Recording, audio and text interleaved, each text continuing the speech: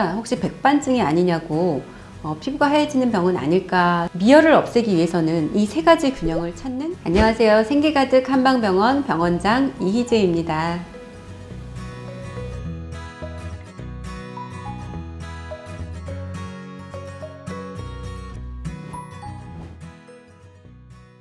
네, 간혹 피부가 군데군데 하얗게 변했다고 오시는 분들이 있거든요. 인터넷을 뒤져보다가 혹시 백반증이 아니냐고 피부가 하얘지는 병은 아닐까 생각도 해봤다고 이야기를 하시는데요. 그런 색소 질환하고는 다르고요. 그냥 부분적으로 하얗게 군데군데 변하는 거죠. 이런 경우는 갑상선 기능 저하증을 가진 분들에게 주로 나타나는 저색소증이라고 보시면 돼요. 문제는 우리가 얼굴에 이렇게 저색소증이 나타나면 스트레스가 많이 쌓이죠. 화장으로 가리려고 해도 쉽게 가려지지도 않고요. 문제가 발생하는 이유는 갑상선 기능 저하증으로 간에서 호르몬을 생성하는 기능이 저하되면서 멜라닌 관련 물질이 제대로 만들어지지 않아 생기는 겁니다. 그래서 이런 문제가 발생하면 두 가지를 같이 치료해야 합니다. 바로 간과 갑상선입니다. 치료를 하게 되면 간의 기능이 회복되면서 피부가 다시 좋아지죠. 하얀 부분이 다시 살색으로 돌아오게 됩니다. 간과 피부의 순환을 증가시키고요. 또 하얗게 변한 피부에 사열, 또 약침 등을 시술을 하면 치료가 가능할 수 있습니다. 코로나 시기의 열은 굉장히 민감한 요소가 되죠. 열이 평소의 체온보다 높으면 한 번쯤 코로나인지 의심을 받게 되고요. 그런데 문제는 갑상선 질환이 있으면 미열이 생긴다는 거예요. 열이 높지는 않은데 약간씩 열이 있어서 평균 체온보다 높게 나타나죠. 이러한 경우에 다양한 원인으로 미열이 나타나는 것이니까 한 번 정도는 왜 그런지 파악해 볼 필요가 있겠죠? 우선 갑상선 기능 항진증이 있으면 과도한 대사 과정으로 열이 많이 나게 됩니다. 순환이 빠르게 진행이 되니까 마치 엔진이 과열된 것처럼 뜨거워지는데요. 한겨울에도 더위를 느끼고 또 여름철에는 너무 더워서 참기가 힘들게 됩니다. 갑상선 기능 저하증이 있어도 미열이 나타나기 쉽습니다.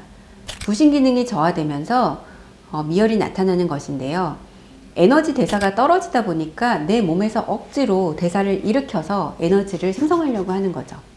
또 갑상선 암 수술 후에도 미열이 발생하는데요. 이것은 신지로이드라는 약 때문이죠. 암의 재발을 막기 위해서 우리는 그 신지로이드의 복용량을 그 정상보다 좀 더 높여서 쓰거든요. 이때 열이 발생하게 되는데 이것이 바로 미열로 계속 나타날 수 있습니다. 갑상선 질환으로 약을 복용해도 갑상선 수치는 정상으로 나타나는데 미열이 지속적으로 생기는 경우가 있습니다. 특히 이러한 미열이 지속적으로 나타날 때 병원에서 대부분 진단을 해봐도 이상이 없다고 하는 경우가 많습니다. 어떠한 경우는 병원에 가서 CT와 MRI 그리고 모든 검사를 다 하고 오시거든요. 이런 경우 갑상선 쪽의 문제를 한번 파악해 볼 필요가 있습니다. 뇌하 수치를 주축으로 해서 갑상선 호르몬, 그 다음에 부신 호르몬, 여성 호르몬이 균형적으로 분비가 되지 않아서 호르몬 체계의 균형이 깨지면서 생기는 것인지 살펴보아야 하거든요. 미열을 없애기 위해서는 이 세 가지 균형을 찾는 치료를 하면 됩니다. 생기가득 한방병원에 오시면 이런 치료가 가능하고요. 전국에서 미열로 고통받는 분들이 저희 병원에 찾아오셔서 치료를 하시고 있습니다. 갑상선 기능 항진증이면 얼굴이 까매지나요? 이렇게 질문하는 분들이 계세요. 실제로 갑상선 기능 항진증에 걸려서 치료를 받으러 오시는 분들을 보면 얼굴이 까만 분들이 많아요. 그리고 최근에 얼굴이 까매졌어요 라고 하시는 분들도 많이 있고요.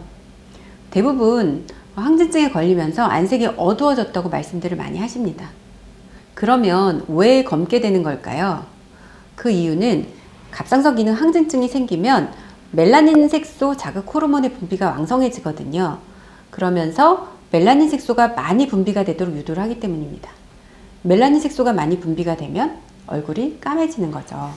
그런데 치료 후 원상태로 돌아올 수 있을까요? 네, 물론 돌아올 수 있습니다. 갑상선 기능 항진증을 치료하면 다시 원래의 피부색으로 돌아오는데요. 그래서 저의 경우는 치료 전과 치료 후에 사진을 찍어서 얼굴색을 비교를 해드리고 있습니다. 그런데 환자분들의 이야기를 들어보면 이러한 증상이 기미인 줄 알고 레이저 치료를 받았다고 하시는 분들도 있었습니다. 그럴 수도 있죠. 하지만 일시적으로 피부를 치료하는 것은 의미가 없고요. 기미를 유발시키는 뿌리가 되는 부분을 잘라내야 하는 거죠. 바로 갑상선을 정상화시키는 것이 핵심 치료라는 이야기입니다. 사실 피부의 문제는 내부의 기능과 많이 관계가 있어요.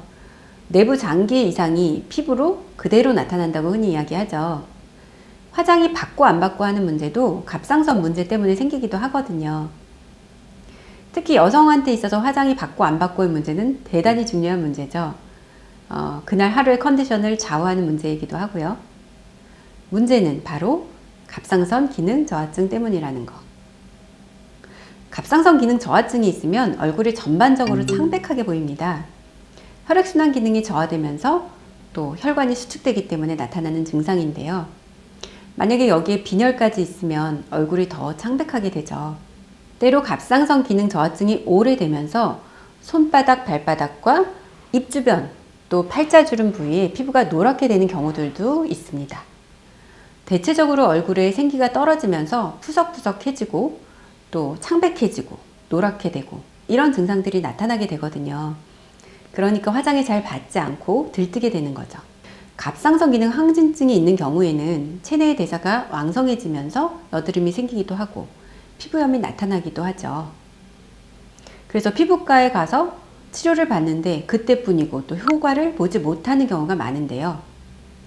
이러한 경우도 역시 갑상선 치료를 병행해야 호전이 되는 겁니다.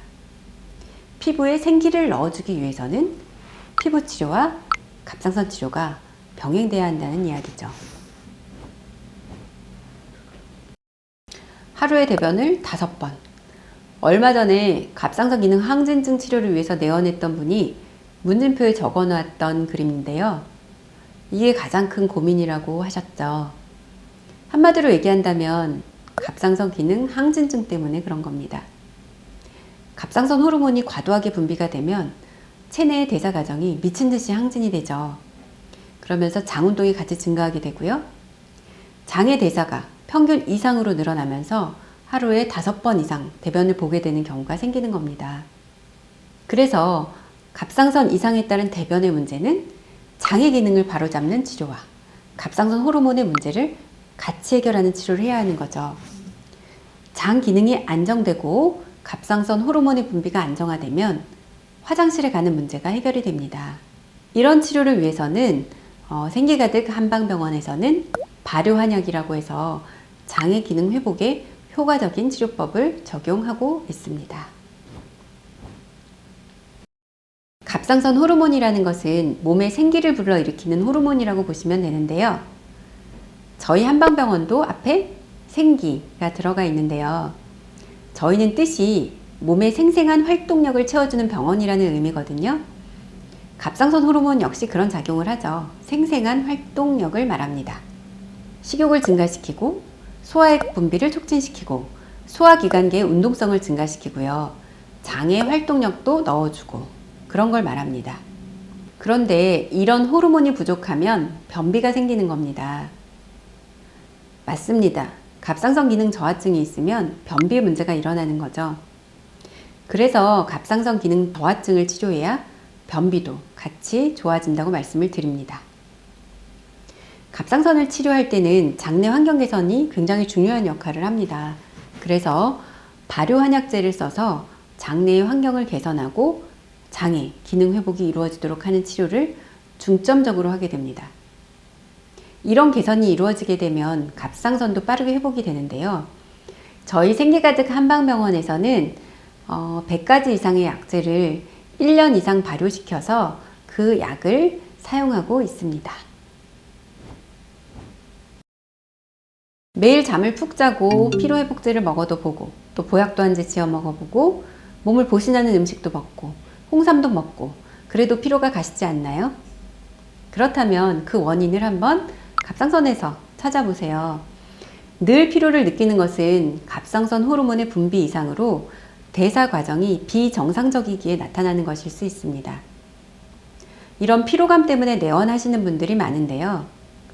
갑상선 수치를 정상으로 만든다고 해도 근원적으로 치료가 되지 않아서 피로 증상으로 내원을 하게 되는 겁니다. 이러한 경우에 장의 흡수력을 높이고 간의 기능을 개선하고 부신 호르몬의 기능을 개선하고 또 호르몬이 균형적으로 분비되도록 만들어지는 치료를 해야 호전이 될 수 있습니다. 특히 갑상선 질환이 있는 상태에서는 이것을 먹는 것은 조심해야 합니다. 신지로이드를 복용하게 되면 심장의 기능이 항진돼서 맥박이 빨라질 수 있는데요. 이러한 상태에서 홍삼은 심장에 부담을 줄 수 있거든요. 그래서 증상이 악화되실 수가 있습니다. 또한 심장의 박동을 정상보다 빠르게 만들기 때문에 숨이 찰 수가 있어요. 그래서 되도록 자제하는 것이 좋습니다. 피로감이 너무너무 심하다면 종합적으로 한방병원에서 치료를 받는 것이 훨씬 더 좋은 답이 될 수 있을 거고요. 홍삼을 정말 드시고 싶다면 내 몸에 홍삼이 맞는지 한번 내원하셔서 진료를 받아보실 것을 권해드립니다. 오늘은 갑상선의 다양한 증상에 대해서 꼼꼼하게 알아보았는데요. 언제든지 궁금한 사항은 제 카톡을 통해서 문의를 해주세요. 이상 갑상선의 다양한 증상에 대한 설명이었습니다. 여러분들 항상 건강하세요.